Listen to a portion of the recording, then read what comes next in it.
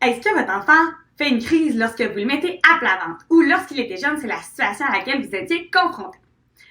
Aujourd'hui, je vais vous parler de l'importance de la position à plat ventre chez les bébés et l'impact que ça peut avoir à long terme pour les enfants.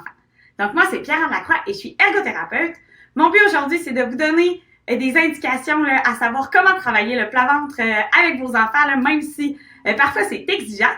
Puis même comment le retravailler quand les enfants sont rendus un petit peu plus vieux, dans le but d'éviter certaines problématiques rendues à l'école. Donc, pourquoi c'est important d'aller travailler la position en décubitus ventral avec les bébés dès le jeune âge? En fait, c'est deux raisons principales qui nous amènent à vouloir le travailler rapidement. Vous pouvez mettre votre bébé à plat ventre dès la naissance sans problème. Ce qu'on veut, c'est commencer à développer les muscles de l'arrière de la tête pour gagner du contrôle de la tête et les muscles de l'arrière du tronc pour aller travailler le renforcement du dos. En fait, ça, ce que ça va nous permettre à long terme, c'est de gagner un meilleur contrôle postural de notre tête, de notre tronc, pour, en premier lieu, permettre l'introduction des aliments complémentaires. Puis, quand on vieillit, en fait, ce que ça nous permet d'avoir développé les muscles de notre cou et de notre tête, c'est de stabiliser notre position assise. Donc, si je relâche ces muscles-là, ce qui se passe, c'est que je me ramasse en position diffuse. Donc, souvent, les enfants qui n'ont pas voulu faire de plat ventre en bas âge vont avoir moins d'endurance dans la position assise. Donc, ça peut paraître lorsqu'ils font des cercles d'amis assis en rond en tailleur ou même dans la position à l'école, la capacité à maintenir la position assise et avoir assez d'endurance pour être capable de réaliser ses activités assis à son pupitre. Donc, en passage, le premier exercice que je vais faire, c'est d'utiliser le gros ballon pour aller pratiquer le plat ventre. Ce qui est intéressant dans cette position-là, c'est que à cet âge, ce que les enfants aiment, c'est le son de votre voix, c'est d'aller chercher un visuel puis une interaction avec vous. Donc, ce que ça permet, le ballon, c'est d'être à une hauteur qui est adéquate pour que le regard de bébé se rende jusqu'à notre visage. Ce qui est intéressant aussi avec le ballon, c'est qu'on va stimuler notre système sensoriel. En fait, c'est le système qui est le plus développé chez le bébé. Donc, ce qu'on va faire, c'est qu'on peut aller faire des mouvements avant-arrière pour stimuler notre système vestibulaire, qui est notre système d'équilibre, qui est comme quand votre bébé il était dans votre ventre. On peut faire aussi du côté-côté. Et l'autre chose qu'on peut faire, c'est aller faire des rebonds. Ce que ça fait les rebonds, c'est que ça fait stimuler le système proprioceptif, donc ça l'aide à l'engagement musculaire. Donc pour le bébé, ce que ça va faire, c'est que ça va l'aider à venir engager les muscles de son tronc et de sa tête pour essayer le plus possible de venir vous regarder.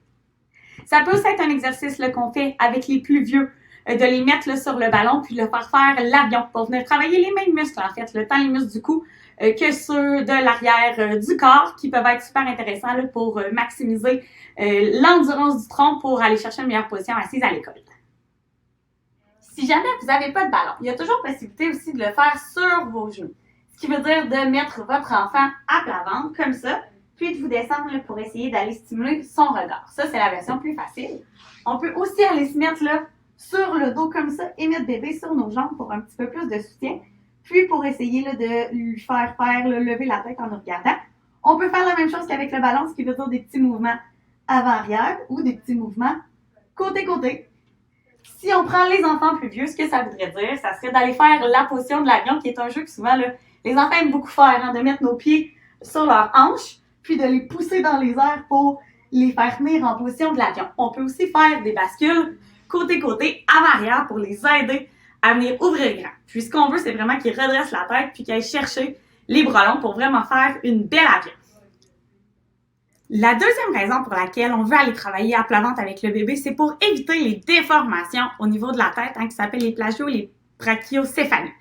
Donc, ce que ça fait, c'est que quand la fontanelle du bébé est encore molle, si le bébé passe beaucoup de temps sur le dos, ce que ça va faire, c'est que ça peut venir faire bouger les os de la tête puis créer finalement des déformations, ce qui peut même aller jusqu'à créer des déformations au niveau des structures du visage. Ça n'a pas d'impact sur le développement du cerveau, mais ça a quand même, ça peut avoir de l'impact sur les autres structures, même de l'avant du visage. Donc, c'est pour ça qu'on veut varier rapidement les positions pour le bébé. Ce qu'on voudrait, c'est de faire des périodes de fréquence, qui veut dire à peu près 15 minutes, 1 à 2 fois par jour. On mise vraiment sur la fréquence, donc de le faire de manière régulière, plus que de le faire sur des longues périodes. Vous ne serez pas gagné à mettre votre bébé pendant 1h30 à plat ventre versus de faire plein de petites périodes de 15 minutes pour vraiment varier les positions pour aider pour sa tête puis pour aider aussi sur l'endurance de l'arrière de son corps. Pour les plus grands, hein, si vous sentez là, que votre enfant a de la misère à maintenir une posture qui est stable, assise, clairement, vous pouvez pratiquer là, les jeux de l'avion et les jeux sur le ballon. Mais c'est quelque chose qu'on peut travailler en ergothérapie, le contrôle postural, parce qu'on sait que si notre enfant est peu stable quand il est assis, ça a des impacts sur sa capacité à demeurer concentré sur ce que l'enseignant dit et aussi sur sa capacité à développer sa motricité fine. Donc, n'hésitez pas à aller sur mon site internet pour voir mes services ou même à m'écrire ou à m'appeler pour savoir comment je peux vous aider pour votre enfant.